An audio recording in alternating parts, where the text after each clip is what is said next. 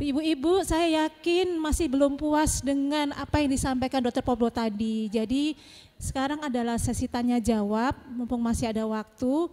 Saya buka untuk 3 ibu untuk bertanya. Monggo siapa yang kan? Monggo ibu, kemudian ada lagi, kedua, 3 yang tengah. Ibu, sebentar ada mic-nya di sana. Nyun sewu bisa disampaikan Ibu asmonipun sama dari mana Ibu, monggo. Assalamualaikum, saya Diana dari Kehutanan. Saya punya ini Pak pertanyaan, kalau anak-anak balita itu kan ada daycare penitipan anak. Sewaktu-waktu saya melewati daerah Condong Catur dekat rumah sakit Condong Catur, di situ saya lihat ada daycare lansia. Kalau nggak salah itu Aisyah yang punya.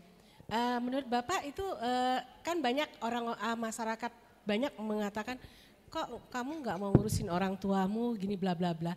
Tapi saya melihat kalau kita melihat mereka bahagia berkumpul dengan teman-teman seumur itu menurut saya itu lebih baik daripada di rumah anaknya sibuk, orang tuanya juga sibuk. Gitu. Menurut Bapak sama satu lagi Pak yang semacam pesantren lansia seperti itu ya Pak, rumah apa ya semacam rumah penitipan untuk lansia itu menurut saya untuk saat sekarang juga itu mungkin bisa jadi pilihan. Maaf ya Pak, beberapa teman saya juga mereka memutuskan untuk tidak memiliki keluarga, otomatis kan tidak punya anak. Atau kalaupun mereka punya anak, kalau sekarang kan paling anaknya 1. Udah 1 itu entah kemana, mereka punya kehidupan sendiri. Menurut Bapak ke depannya untuk Jogja terutama fasilitas-fasilitas seperti itu memungkinkan enggak Pak? Itu saja pertanyaan saya, terima kasih. Assalamualaikum warahmatullahi wabarakatuh. Waalaikumsalam. Kita lanjut untuk Nun Sewu yang sebentar. Menunggu sebentar nih. Oh iya, monggo mic-nya. Nama Ibu disampaikan Assalamualaikum dokter, saya Wening dari FMIPA UGM. Jadi pertanyaannya begini dok, ini mengenai mertua adik saya, jadi dimensianya itu kayaknya sudah nemen gitu dok. Jadi tiap malam itu jalan terus gitu, kemudian nggak inget misalnya pakai pampers itu juga nggak inget, ini sampai keluarga adik saya itu bingung cara mengatasinya gitu dok. Jadi sampai karena adik saya itu masih muda gitu dok, jadinya waktu tidurnya juga terganggu, kemudian waktu untuk bekerjanya juga kadang-kadang jadi terganggu. Ini bagaimana cara mengatasinya dok? Apakah bisa sembuh? Usia ibunya sekitar 78 tahun, begitu dok. Terima kasih. Wassalamualaikum warahmatullahi wabarakatuh. Waalaikumsalam warahmatullahi wabarakatuh. Yang terakhir yang di tengah tadi, monggo. Oh Ibu monggo silakan. Terima kasih. Saya Ibu Mawar dari Visipol. Assalamualaikum warahmatullahi wabarakatuh. Di sini topiknya menarik sekali, memahami demensia. Dan di sini kebanyakan audiensnya memang sudah lansia, tapi ada beberapa keluarga atau mungkin banyak sekali keluarga di mana keluarga itu terdiri atas lansia dan juga pralansia atau mungkin masih muda begitu. Dan tidak jarang bahwa dalam keluarga itu memang sudah banyak yang mengalami demensia. Tapi belum tentu orang dalam satu keluarga itu bisa memahami itu, sehingga si lansia itu kadang-kadang merasa bingung atau gimana karena kurang bisa difahami oleh keluarga. Kemudian apa yang harus kita lakukan itu dok, baik untuk yang belum lansia maupun si lansia itu sendiri. Terima kasih. Assalamualaikum warahmatullahi wabarakatuh. Waalaikumsalam warahmatullahi wabarakatuh. Monggo Dokter Probo bisa saya dijawab. Jawab singkat ya supaya nanti bisa bertanya biar banyak ya. Kalau nggak puas nanti bisa ditanyakan lewat YouTube. Dan kalau Selasa malam saya biasanya live ya. Ya, saya pertama Ibu Diana menanyakan seperti daycare Aisyah yang di Condong Caturguna, saya juga ngajar di sana Bu. Saya juga ngajar di sana, sekolah lansia. Ya, ada beberapa istri guru besar banyak yang ikut. Saya juga kaget tuh, ada di sini. Ya, istrinya tokoh-tokoh Jogja atau UGM juga ya. Jadi itu boleh dan bagus. Di Jogja beberapa tempat ada. Di yang namanya Yayasan Perdomulyo dari SD Percobaan ke barat, nanti kiri ke Yayasan Kanker tuh utaranya, itu juga menerima penitipan lansia. Ya, penitipan lansia berbayar, ada yang tidak berbayar di sana. Kita merawat ada 6 orang gratis sampai meninggalnya kelak. Ya, tapi juga ada yang harus bayar, ada yang memang bayar, memang karena tempatnya terbatas bayar ada. Ada yang harian juga sana ada. Bagus, itu prospeknya bagus. Dan itu kalau dipegang oleh orang yang ahlinya, itu pasti akan senang.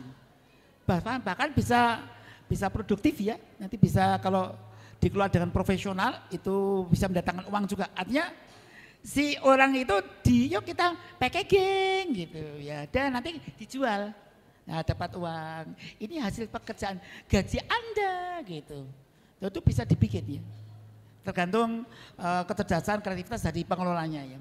Nanti kita bisa, ini yang di Perdomulyo itu ketua umumnya Gusti Kanjeng Pak Kualam, Gusti Putri, Dewan Pembinanya Gusti GKR Mas. Saya ketua 3 di situ. Ya, jadi di situ ada yang penitipan, ada yang profesor. Dan yang kedua, bagaimana kalau tadi apa ya, child free ya, kalau anak yang menikah tapi nggak punya anak, ya terpaksa dia harus baik dengan tetangganya.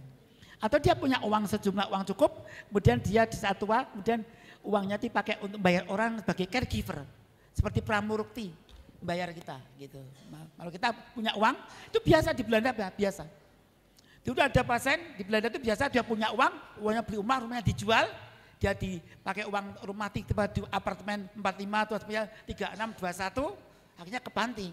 Nah, uangnya dipakai membayar dan jadi jasa bank itu. Ya tergantung apa bunga atau bagi hasil. Kalau bagi hasil yang syariah bagi hasil ya, bukan bunga bank. Ya kan beda, akadnya jadi beda. Nah itu jadi bisa pakai untuk makan soalnya. Ya itu meskipun dikeluarkan zakatnya juga ya, tapi bisa untuk makan. Jadi dia diopeni orang dan di Budi Luhur, Abioso itu kan bisa melayani yang bayar itu. Sebulan nggak mahal tuh. Ya nggak sampai 3 juta, ada yang 3 juta di bawah 3 juta ya. Itu udah ada yang ngopeni gitu. Gitu Mbak Diana. Kemudian yang kedua, jadi bagi yang mereka nggak punya anak ya nggak apa-apa, baik-baiknya dengan anaknya atau anak adopsi, anak asuh, anak pungut atau ponakane atau bareng sedulure sing duwe anak gitu, kita apian. Yang penting ojo trigis, ojo seneng rasani. Lansia itu asal tidak seneng rasani, selamat aman. Ojo banding-bandingki anak dengan anak lain, aman. 3, pinter ngelem, aman. Aduh makanan enak banget ya Allah, kok pinter toh? Entuk nes esok, ya Allah. Pokoknya harus pinter memuji. Ya Allah putranya pinter profesor, ya dokter, insinyur, ya Allah. Wirausaha, ya. Pokoknya pinter. Ya Allah sampean sukses.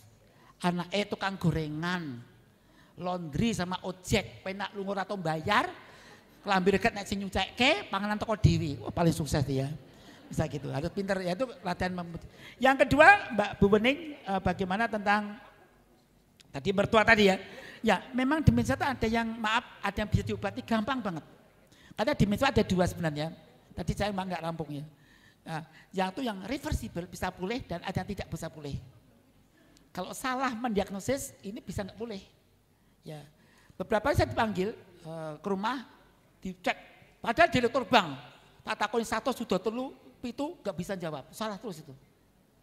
Coba Wahyu dia jadi belakang, ya. Atau Betty dari belakang, ITEB kan gitu, misalnya, ya misalnya gitu. Kok dia nggak bisa ngeja itu?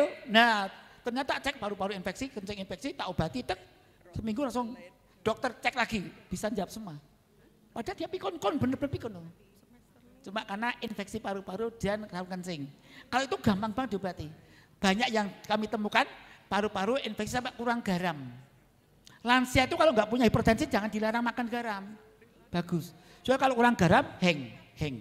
Sering berpenampilan pikun blendak-blenduk, kelular-kelulur. Ternyata mau kurang garam. Dicek pasang infus mari, infus garam. Dokter Yunita, saya tuh, Prof Yunita tuh, kita yuk ketawa-ketawa, ketemi-ketemi gitu. Ya, kita ada nangani pasien unik-unik ya. Itu sama anestesinya. Kemudian yang itu ya, ada juga yang ngamuan, ada obatnya itu. Diobat enggak ngamuk, enggak keluyuran, ada. Jadi nanti obat demensia banyak sekali, ada jenisnya macam-macam ya. Ada obat ini, ada yang 2 minggu udah bagus, ada yang 1 bulan baru bagus. Tergantung demensia yang jenisnya apa, karena jenisnya ada 6 ya. Jenisnya 6, yaitu Alzheimer, ada Lewy bodies, ada vaskuler, ada campuran, ada yang Parkinson dan sebagainya. Ada banyak jenisnya banyak, cuma yang terkena 6 gitu. Itu Bu Bening, jadi bisa diobati, biar bisa ngasuh lagi ya. Dan itu bisa, sangat bisa. Bahkan ngamuk mentang-mentang mau ngobong barang itu bisa dinetralkan, ada obatnya. Ya. Kemudian yang terakhir dari Ibu Mawar ya, namanya bagus ya. Ya. Dan orang tadi apa ya?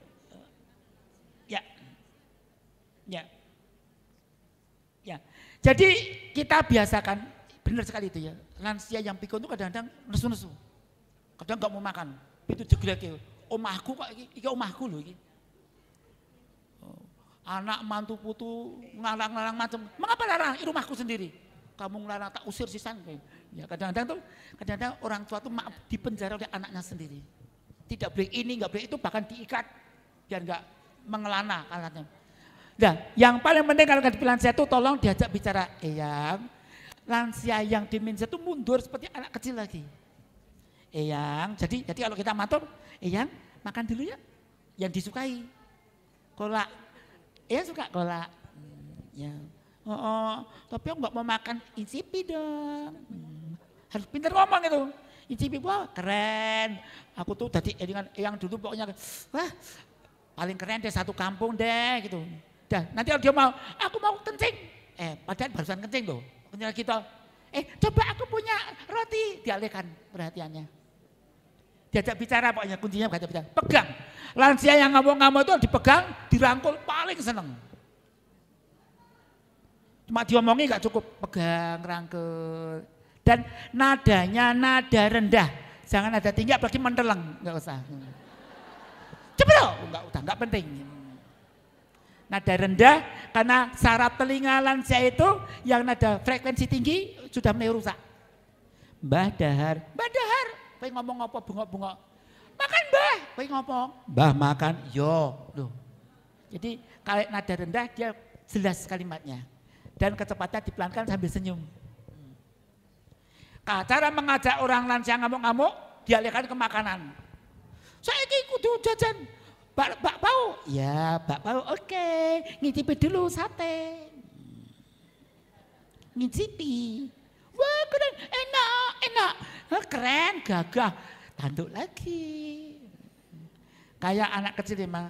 Tapi mungkin itulah ibu kita, bapak kita yang dulu sangat pintar. Yang sangat pintar, bahkan dia sangat dihormati di negara. Tapi di rumah kita tahu sendiri kayak gitu. Kita sabar ya. Karena Nabi Muhammad bersabda gini, siapa baik kepada orang tuanya, besok akan baik kepadanya anak-anaknya. Ini dan itu ternyata betul, saya melihat berapa banyak orang dulu kejam pada suaminya, matinya sebelum mati dia dikejam oleh anak dan menantunya. Dia dulu sadis dengan suaminya. Apa ini? Ya Allah, ada makhluk kayak gini kok dadi bojone ndek ben piye ya Allah. Bojo kok ya setan mak lampir ini ya Allah. Tapi ternyata mau meninggal disia-siakan oleh anak dan menantunya, dibalas oleh Tuhan. Hati-hati ini. Ya. Demikian.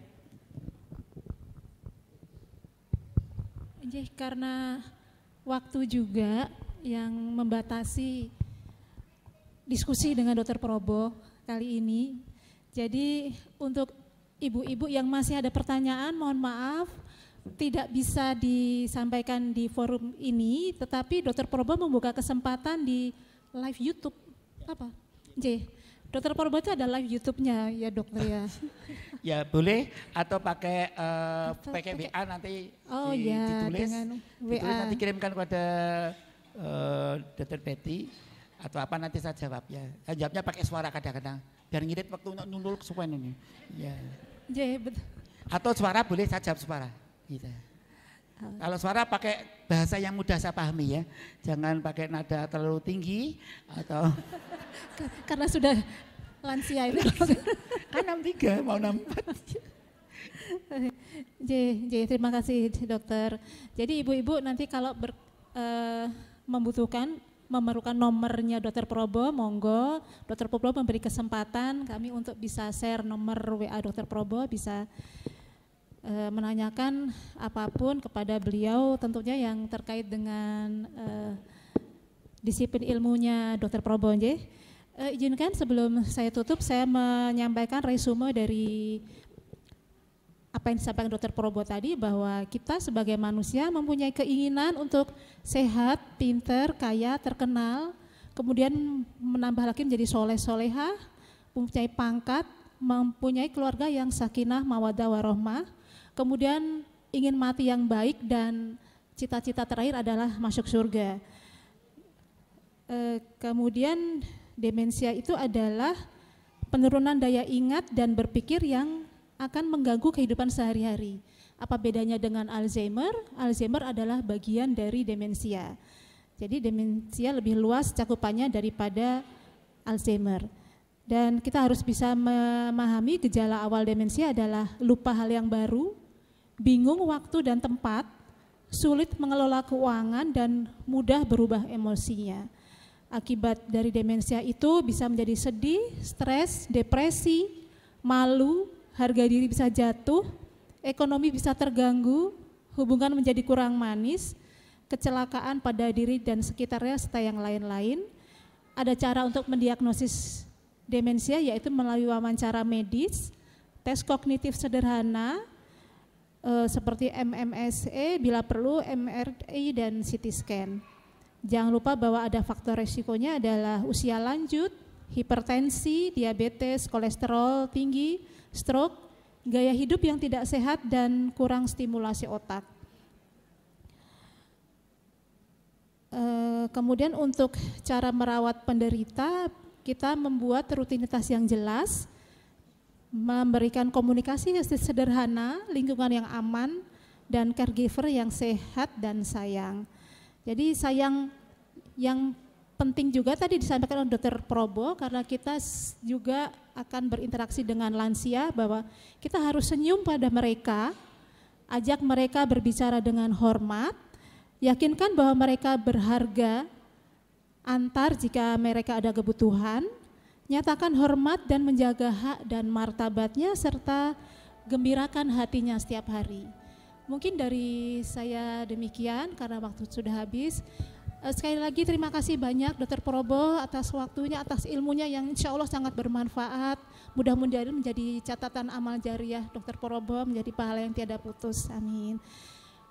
Akhir kata dari saya, bila saya ada kekurangan mohon maaf.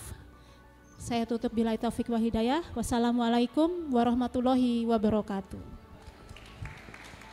Terima kasih kepada Dr. Probo Suseno yang telah memberikan paparan yang menarik. Juga Dr. Betty, mohon untuk tetap di panggung dulu karena akan dilanjut dengan penyerahan sertifikat. Acara dilanjutkan dengan penyerahan sertifikat kepada narasumber dan moderator.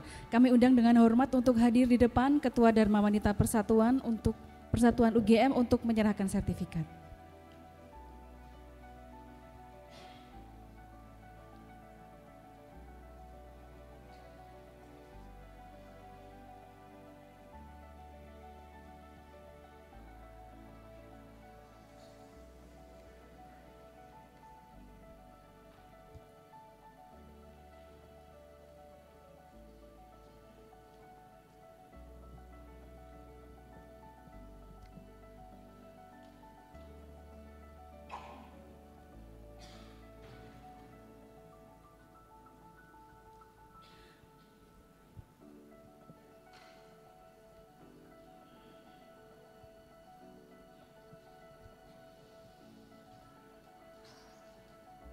Dilanjutkan dengan foto bersama, untuk itu kami undang dengan hormat untuk hadir di depan Wakil Ketua serta Ketua UP Pengunduh untuk mengambil foto bersama.